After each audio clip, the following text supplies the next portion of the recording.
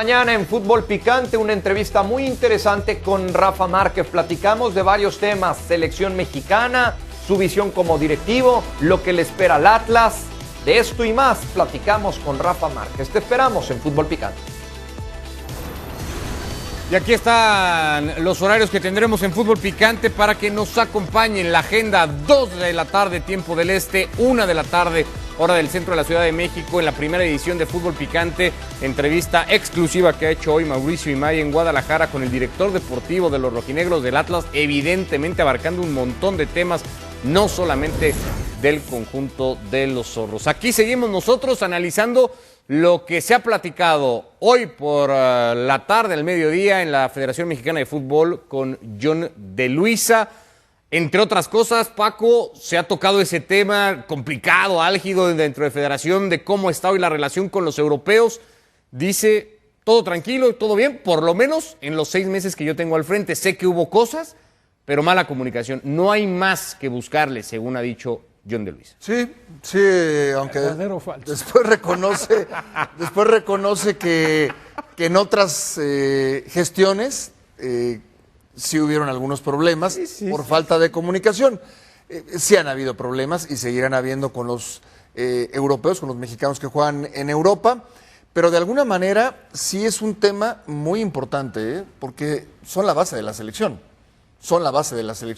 La mayoría de los jugadores que están allá son los que tendrían que ser titulares para eventos importantes de la selección nacional. Así que sí, en esta gestión de John de Luisa sí tendría que poner una atención especial para todo lo que representa a los jugadores mexicanos en Europa. Ahora, ¿qué problema tendría decir sí, por supuesto, como seguramente se ha presentado en todas las selecciones, diferencias, y nos vamos a enfocar a trabajar para que este tipo de situaciones ya no se repitan? No sucedan. ¿No? Dejó el tema, o había dejado el tema ahí de exactamente qué había pasado con el asunto Tuca, la pregunta que le había hecho Héctor. ¿Lo termina aclarando, Rafa? ¿Te queda claro bien cómo estuvo esa relación? Dice que al final es el propio Ricardo el que se termina bajando de la candidatura. Entonces ya no entiendo yo por qué se pujó tanto y se insistió tanto en dejar los 6 meses de técnico interino. Pero desde el primer interinato, si el Tuca siempre se manifestó en desacuerdo de que alguien extranjero dirija a la selección mexicana. Tuvo algunos comentarios que ya ni vale la pena repetir, ¿no? Sí. Era mejor X cosa que dirigir la selección. Primero X que dirigir la selección.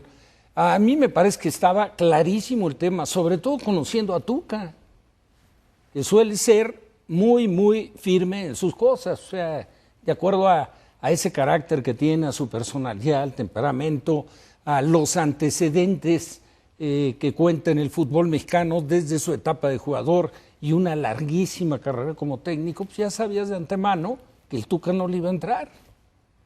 Bueno, pues queda entonces ahí el asunto. A mí sobre todo me queda eso. Si es el Tuca el que se baja, pues ¿por qué se insistió tanto y se llevó al extremo, ¿no? Después sí reconoce que la negociación y el tema contractual del Tata no permitía anunciarlo antes, deja entrever ahí, lo había hecho en la primera parte de la entrevista, que el acuerdo estaba, pero que no se podía. Yo te pregunto, ¿tú crees que Ricardo, en el renglón económico, después de una trayectoria tan exitosa, sí, no sé, desde hace cuánto, dispuesto a ganar es menos, del conocimiento de todos que ha sido el técnico más cotizado o más caro? Sí. Dime, ¿qué problema tenía el Tuca para entrarle o no entrarle? ¿El económico? No creo, simplemente no le despertaba el interés. Sí. Habló de pasión, de compromiso, de ganas de trascender, John de Luisa, y aparentemente pues esas condiciones terminó por no reunirlas Ricardo Ferretti. Vamos a seguir con la charla que se ha tenido hoy con el presidente de la Federación Mexicana de Fútbol, todavía una hora más en esta edición especial de Fútbol Picante. Regresamos a la Federación Mexicana de Fútbol en esta charla con John de Luisa aquí en Fútbol Picante. Vamos, John, a entrar ahora. Vemos que es una instalación moderna. Tú eres un hombre joven, un presidente también moderno. Tiene que llevar al fútbol mexicano hacia esos lineamientos, supongo yo, hacia esos terrenos. Y vamos a jugar un poco con los emoticones, ¿no? Emojis, así le llaman ahora emojis. Las redes sociales, ¿no? Muy modernos. Muy modernos. Bueno, arrancamos con... Vamos a ver el primer tema. Aquí tengo una serie de Mundial 2026, que ya decíamos que de Luisa es uno de los culpables de que el Mundial sea en México. Aplausos. Sí, sí, sí. Mucha gente criticó que México tenía las migajas de ese Mundial. Yo no lo creo así. Yo creo que México tiene lo que tiene que tener y además va a tener la posibilidad de un país como Estados Unidos de jugar incluso como local. Pero ¿a ti te parece que tiene poca participación? No, desde luego que no. Yo creo que lo que se consiguió es extraordinario. Si entendemos el contexto de la organización de un mundial para 48 selecciones, no se nos olvide, son 16 estadios de orden mundial, Sí. en donde hoy en México, obviamente el estadio de Rayados, el estadio de Chivas y un estadio Azteca renovado para ese entonces cumplirán. Tendríamos 3 de 16. Se necesitan 72 campos de entrenamiento de la más alta calidad, obviamente con alumbrados y demás. Es increíble la cantidad de recursos necesarios para poder tener los 80 partidos que van a representar. Entonces el hecho de tener 3 sedes con 10 partidos y todo lo que involucra el traer a los posiblemente 3 grupos al país en cantidad de trabajo y compromiso es bestial. Entonces tener los 10 yo creo que es un gran logro. Por aforo de estadios no tenemos estadios ya para semifinales. El Estadio Azteca. Solamente el Azteca. Así es. Y por eso Es decir, ¿México podría estar en una semifinal en el Azteca? difícilmente. Lo que estaríamos peleando es que la inauguración sea en México con México. Ah, la inauguración. Así es. Del Por Mundial. capacidad sí puede el Estadio Azteca recibir la inauguración. Y Sería además el tercer Mundial en el Estadio Azteca. Así es. aunque se habla también la Un gran posibilidad, orgullo para Claro, México. Claro. se habla de la posibilidad de inaugurar el Mundial en los 3 países, ¿no? Con un partido en cada país. Así es. Esa es una propuesta del comité organizador. Al Ajá. fin define FIFA.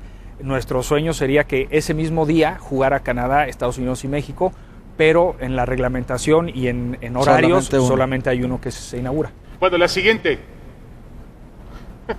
Temas de la liga, prefiero no comprometerme.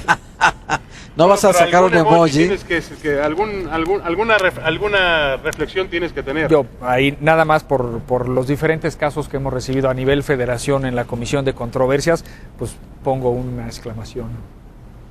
¿Qué es eso, Héctor? Es sorprendido, ¿no? Sorprendido. Sorprendido. Pena, un Pena, poquito de mejor pena. dicho. Bueno, espero que por eso también sienta pena. A ver. Multipropiedad.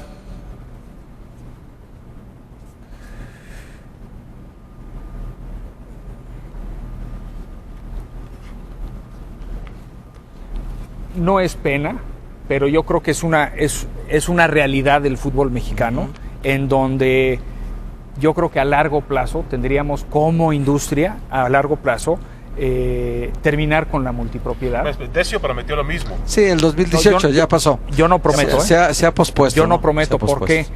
Porque es una realidad que al día de hoy, como está estructurada la industria, no hay los inversionistas, estos extraordinarios, que lleguen y digan, bueno, voy a terminar, vamos a poder comprar los equipos que tienen un mismo dueño.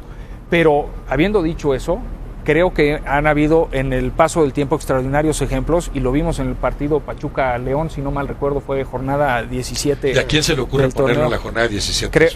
Creo que fue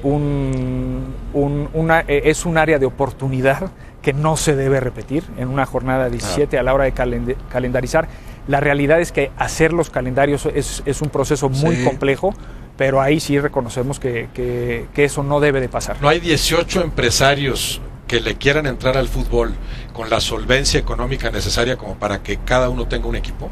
Al día de hoy, lo que nos ha demostrado la industria, no. Y yo no sé, eso se puede acabar. El mejor ejemplo, los que inventaron la multipropiedad ya no tienen multipropiedad. Es decir, Televisa ya no tiene multipropiedad en el fútbol. Es increíble. Esa fue una decisión del dueño de la empresa, en donde él es un fiel convencido de que la mejor manera es que existan dueños independientes.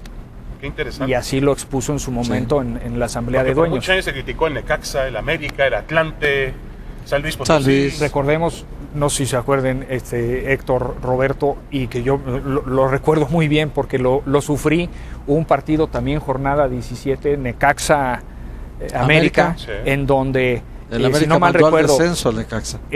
manda al descenso al Necaxa, Sí. y en el mismo partido el América queda fuera de la liguilla. Ajá. Con el resultado que se da.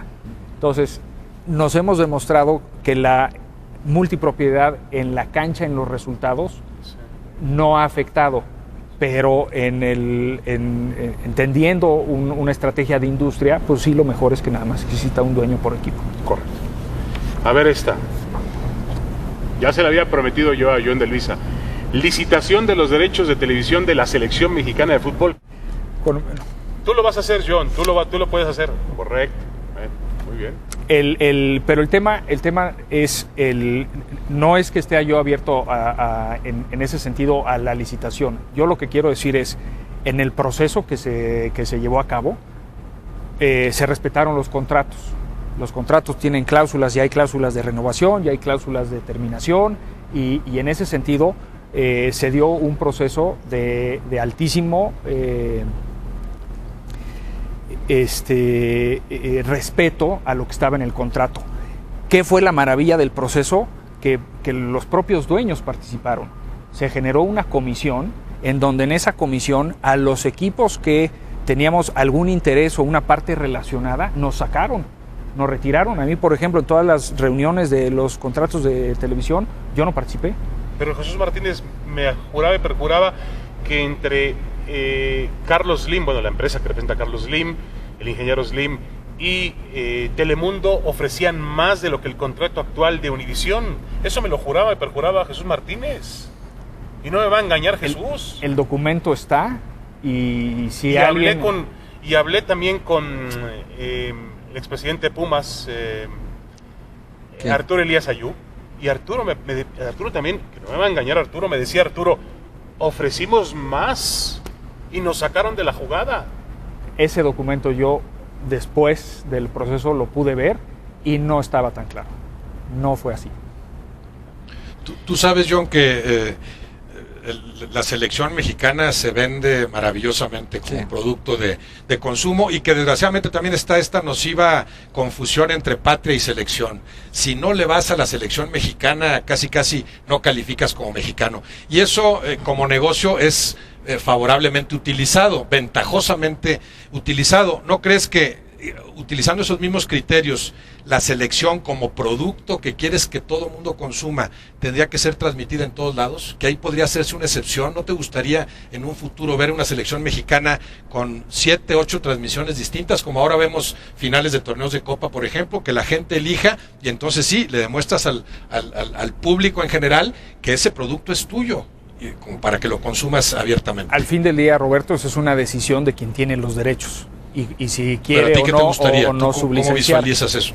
Yo creo que han habido ejercicios en el pasado reciente en donde, y lo vemos por ejemplo, y eso obviamente lo transmiten aquí mismo en el Super Bowl, en donde esa amplitud del abanico es positiva y donde vemos aún que la televisión abierta tiene una fuerza muy grande, en donde la televisión de pago, la televisión cerrada, tiene un punch ya de tiro de rifle, ya no de escopeta, en donde va a un mercado muchísimo más definido. No sería raro en un futuro que existiera esa apertura. Al fin del día no está en la función de la presidencia de la federación, está más bien en los tenedores de los derechos, pero si ya lo hemos visto en el box, y lo hemos visto en el fútbol americano, y lo hemos visto, como bien comentas, en el torneo de Copa, lo hemos visto en liguilla, no sería raro que algún día lo veamos en la selección nacional. Viene el tema. Y, bueno, primero el emoji. Pero relacionado a, yo seré siempre una persona agradecida de donde vengo, reconocer las diferentes cosas que me permitieron hacer ahí, y por eso yo siempre estaré muy agradecido. Ahora, John, ¿no te convierte en juez y parte el hecho de que tú procedas de esa televisora? Y no tengo nada contra eso, tú hiciste una gran carrera ahí como ejecutivo de televisión, como presidente de la América, pero no, al momento de ser presidente de la federación, ¿no te conviertes en juez y parte? Afortunadamente no, David, y eso sí lo comento muy claro. Cuando a mí en la asamblea de dueños se me eligió, fue por un rotundo 16-0. Sí, por unanimidad. Fue unanimidad, me dieron pocas la confianza. Veces, pocas veces se da eso. Los propios dueños me dieron la confianza y en ese sentido así tengo que actuar yo, y el día que no actúe así tendré que salir de esta silla. Mi compromiso es con el fútbol y tendré en el paso del tiempo tendré conversaciones difíciles con el Club América o con el Club Atlas o con el Club Pachuca, pero al fin del día siempre pensando por el bien del fútbol mexicano y en base a las responsabilidades que me entregaron. ¿Saliste en buenos términos de Televisa? ¿Mantienes una buena relación con Televisa, tan buena como cuando trabajabas ahí? Fue un proceso, como se podrán imaginar, después de 14 años de pertenecer a cualquier empresa en la industria que uno esté. No fue un proceso de salida sencillo, pero siempre va a estar mi agradecimiento, mi reconocimiento a todas las personas allá adentro, empezando por el señor Azcárraga que me apoyaron y con esa gran ilusión de seguir trabajando con ellos como uno de los 18 intereses principales en esta industria. ¿Echaste por la puerta de atrás del América a Ricardo Peláez? No, desde luego que no. Yo creo que Ricardo ha sido uno de los ejecutivos o de los directivos más exitosos dentro del Club América, en la historia moderna del Club América. Una vez más, las salidas no son sencillas. A mí me hubiera gustado que esa salida hubiera sido diferente, pero creo que con lo que hizo Ricardo siempre será muy bien recordado en el Club América. Hablando de transparencia, a mí me gustaron estas instalaciones y me llamó la atención eso también, la transparencia de las oficinas. Sí, todos se ven con todos. Pero en aras de esa otra transparencia que tanto se necesita del fútbol mexicano en manejo, en toma de decisiones, ¿qué has hecho? ¿Qué has cambiado en esta tu corta gestión? Bueno, ya es una gestión casi de un año para fines prácticos. ¿Qué has hecho puntualmente para que sea más transparente el trabajo en la federación? El primer punto, Roberto, y qué bueno que lo comentas, el primer punto fue reforzar la estructura, tener a cada uno de las diferentes direcciones con responsabilidades muy claras, en donde no se pisaran los intereses de uno con el otro. En ese sentido, lo primero que hicimos fue partir a las responsabilidades de la Secretaría General y le quitamos todo lo deportivo. Y lo deportivo lo llevamos a la Dirección General Deportiva. Y en ese sentido, pues hay un proyecto deportivo de 4 y 8 años, que es la responsabilidad del señor Cantú. La independencia de las comisiones de la liga siempre va a ser fundamental. La liga es el gran cliente, por bautizarlo de alguna manera, de la federación. ¿Y por qué cliente? Porque requiere nuestros servicios. Y en ese aspecto de transparencia, la liga nos puede decir en dónde nos equivocamos con los árbitros, por ejemplo, pero no se puede meter con los árbitros. Como buen cliente nos puede decir dónde necesitamos mejorar, pero no meterse en las decisiones. Y en ese sentido creo que desde mi entrada la transparencia con las funciones de Enrique Bonilla como presidente de la liga y las de un servidor como presidente de la federación ha sido eso fundamental. Bueno, vamos a ir a una pequeña pausa, vamos a hablar de eso. Yo también le tengo una pregunta para ella, John de Luisa, para que la piense. ¿Será mera coincidencia que los últimos 3 presidentes de federación hayan salido de la misma empresa? Regresamos.